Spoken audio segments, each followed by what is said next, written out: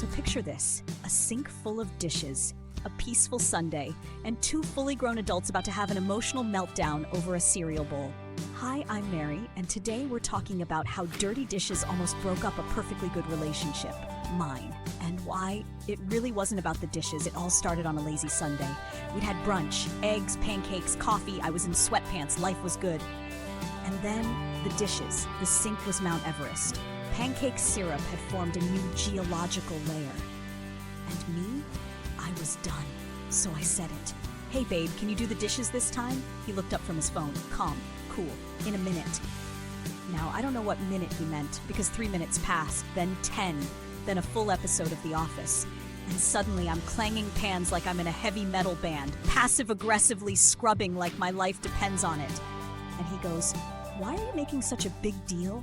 They're just dishes." And I snapped. It's not about the dishes, except I thought it was. It all started on a lazy Sunday. We'd had brunch, eggs, pancakes, coffee. I was in sweatpants. Life was good. And then the dishes. The sink, total chaos. Pancake syrup had formed a new geological layer. Forks were glued to plates. A rogue blueberry was floating like it had given up on life. And me? I was already annoyed just looking at it. So I said it. "Hey babe, can you do the dishes this time?" He looked up from her phone. Calm, casual, in a minute. Cool, I thought. He'll do it in a minute. 3 minutes passed, then 10, then an entire episode of The Office. I glance over, still scrolling, still relaxed.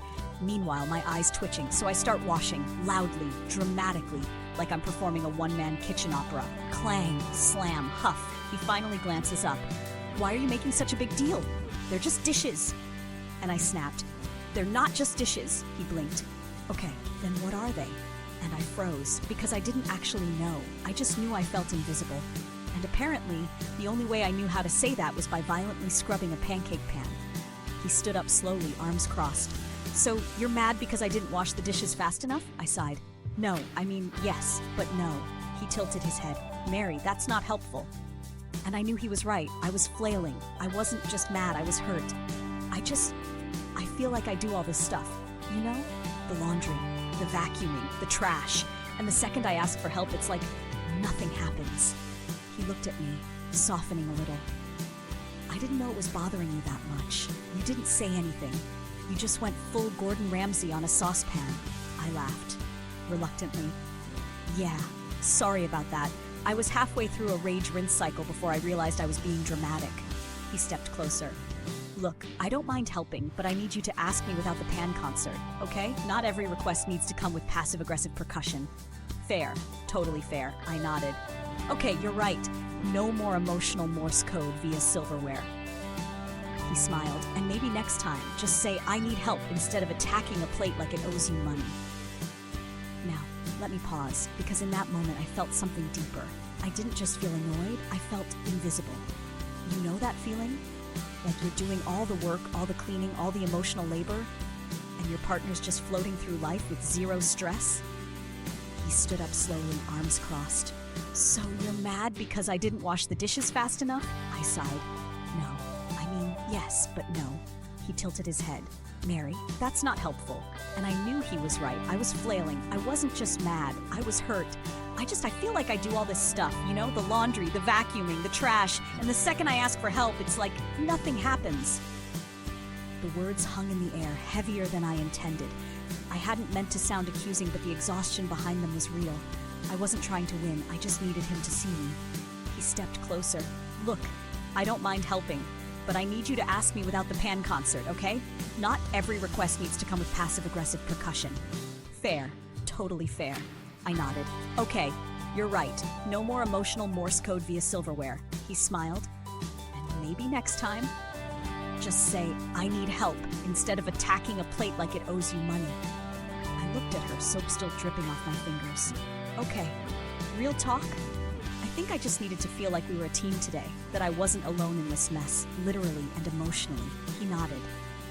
"I get that. I really do. But I also need to feel like I'm not being judged for resting. Sometimes I need a moment before I jump into another task. Doesn't mean I don't care." That hit me. Because in my head, the delay felt like rejection. But to him, it was just breathing room. We stood there in the kitchen, surrounded by suds and truth bombs. And suddenly, It wasn't about the dishes anymore. It was about being seen. I took a breath. Next time I feel like that, I'll tell you straight. No spoon slamming. He smiled. And next time I say 1 minute, I'll actually mean like 10. We laughed, hugged, and finished the dishes together this time. Because relationships aren't built on big moments. They're built on tiny ones. Like cleaning pancake syrup off a fork while learning how to love each other better. And from that day on, we never fought about dishes again. Okay, that's a lie, but at least now we know what it's really about. It wasn't about dishes. It was about feeling unappreciated, unseen, like I wasn't a priority. And guess what? She felt the same way. When I finally calmed down, he looked at me and said something I'll never forget. When you start cleaning without talking to me, it feels like you're trying to punish me. Like I failed some test I didn't know I was taking. Boom. Truth bomb. That's when it hit me. We weren't arguing about chores. We were arguing about emotional connection through the language of dish soap. Here's what we were really saying. Me, please notice me. Please show me I'm not alone in this. And please don't treat me like a child who messed up. I want to feel respected, not judged. And once we named that, the fight melted.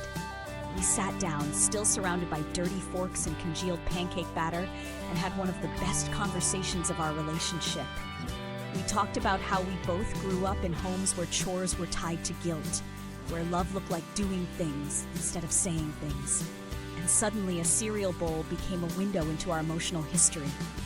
We agreed on one thing. We never wanted to fight over dishes again. So here's what we learned. Maybe it'll help you too. 1, surface fights often hide deeper needs. If you're fighting over the trash, it might be about trust, attention, or respect. 2, silence builds stories. I assumed he didn't care. He assumed I was mad at her. Neither of us asked. 3, it's not about being right. It's about being understood. And 4, my favorite, 4, say what you mean before the dish hits the fan. So yeah, we almost broke up over dishes, but what we really did was wake up to each other's feelings, wake up to our old patterns, and wake up to the simple truth that every mess, yes, even in the kitchen, is a chance to clean up something in your heart. If this hit home, drop in the comments and tell me the silliest thing you've ever fought about with someone you love. Hey, don't forget to subscribe for more real stories, real emotions, and real insight.